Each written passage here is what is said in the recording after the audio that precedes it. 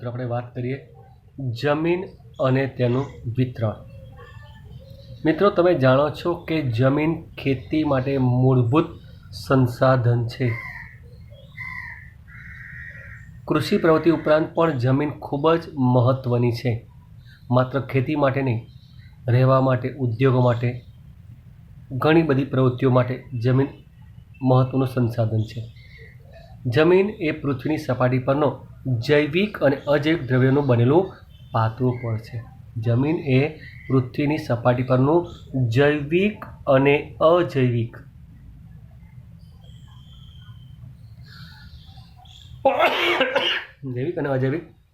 દ્રવ્યોનું બનેલું એક પાતળું સ્તર છે.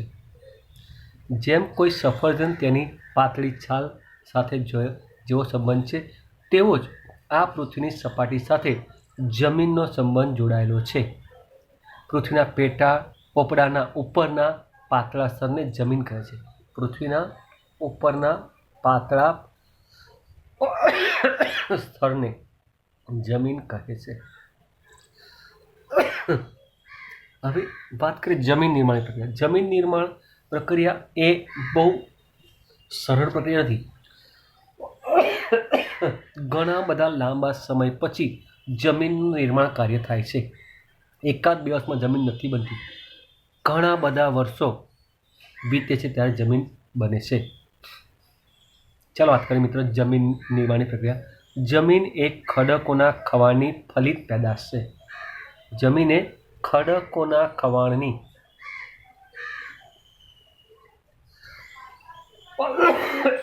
ફલિત પેદાશ છે. ખડકોની સપાટીવાળા ભાગોનું તાપમાન, ખડકોની સપાટીવાળા જે ભાગો છે એ જે મોટા મોટા પર્વતો છે તે એ તાપમાનને કારણે, વરસાદને કારણે, હિમને કારણે, હવાને કારણે, વનસ્પતિ અને જીવજંતુઓને કારણે એ ખવાય છે અથવા ખવાણ થતાં એ ખડકોનો ભૂકો બને છે અને ભૂમિ આવરણ તૈયાર થાય છે. મોટા મોટા જે પર્વતો છે એ તાપને કારણે, વરસાદને કારણે, હિમવર્ષાને કારણે, હવાને કારણે, વનસ્પતિ જીવજંતુઓને કારણે એ મોટા મોટા પર્વતોનું ખવાણ થાય છે અને એનો ભૂકો બને છે. અને આ ભૂકો એ ભૂમિ આવરણ તૈયાર થાય છે. આ ભૂકાનું શું થાય છે? ભૂમિ આવરણ તૈયાર થાય છે. આ ભૂમિ આવરણ ખડકોના નાના મોટા ટુકડા. આ ભૂમિ આવરણમાં શું હોય તો કે નાના મોટા ખડકોના ટુકડા, કાંકરા, માટીરજ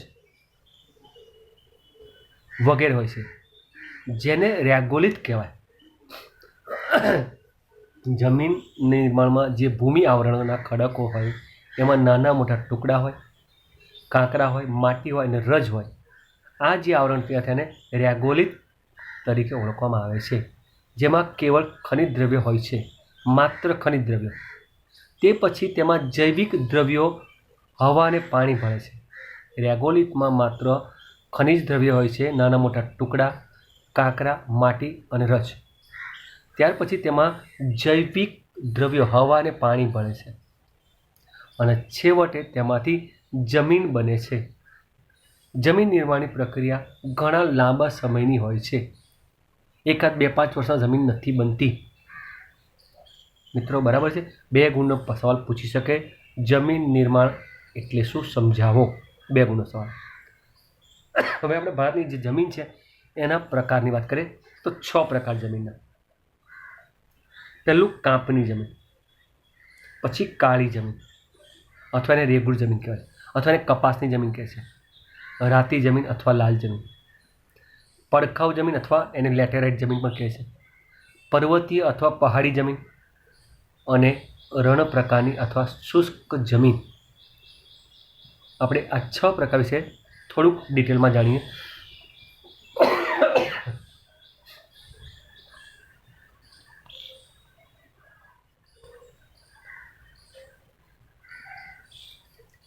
ઉપરના નકશામાં તમે જોઈ શકો છો જમીનના પ્રકાર આપેલા છે.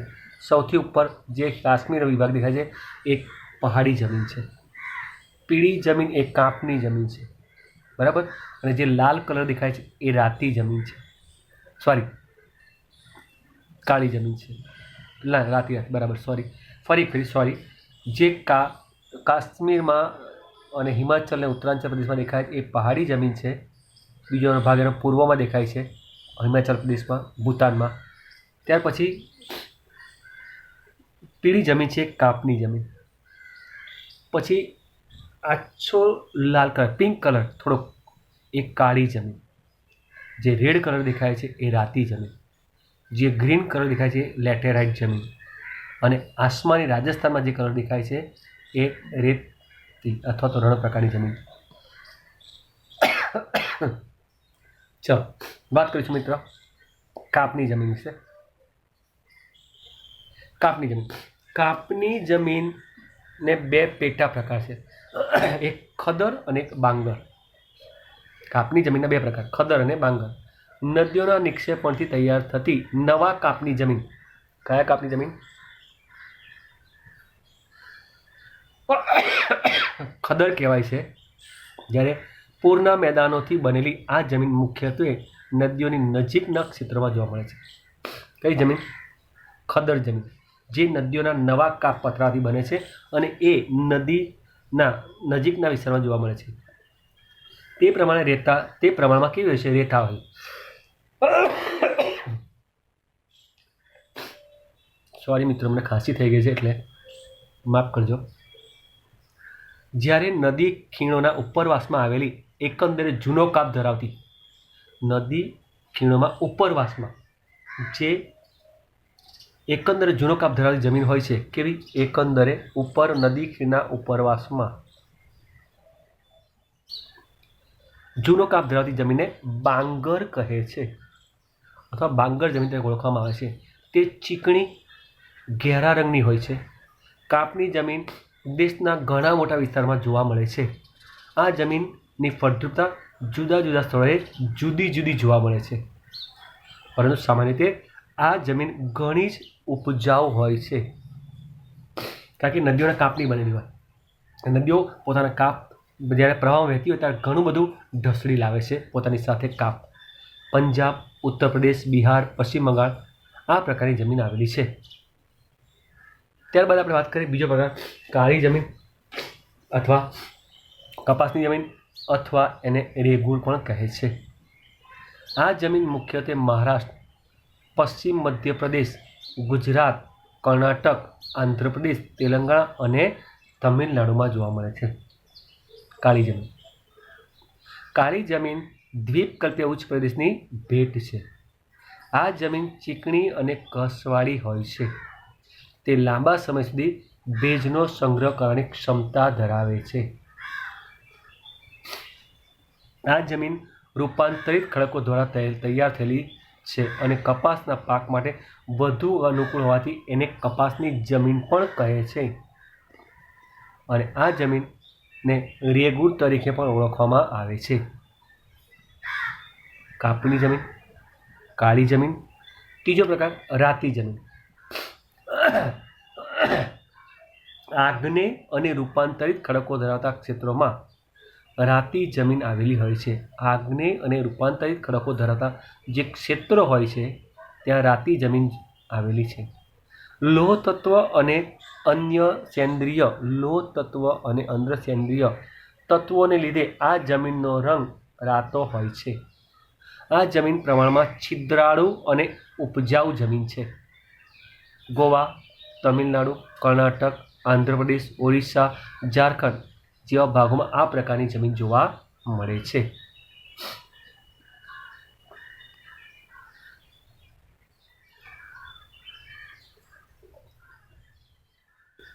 ત્યાર પછી મિત્ર આપણે વાત કરીએ પડખાઉ જમીન.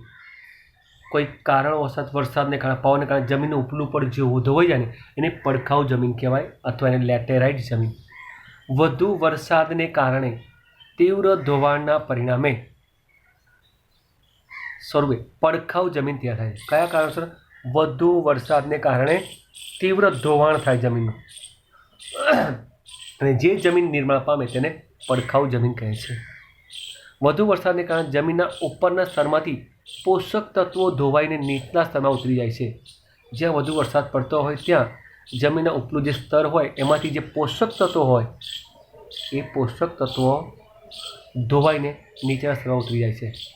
જૈવિક દ્રવ્યનું પ્રમાણ ઓછું હોવાથી આ જમીન ઓછી ફળદ્રુપતા ધરાવે છે. અહીંયા જૈવિક તત્વો હોતા નથી, એનું ધોવાણ થઈ જાય છે, એટલે આ જમીન ઓછી ફળદ્રુપતા ધરાવે છે.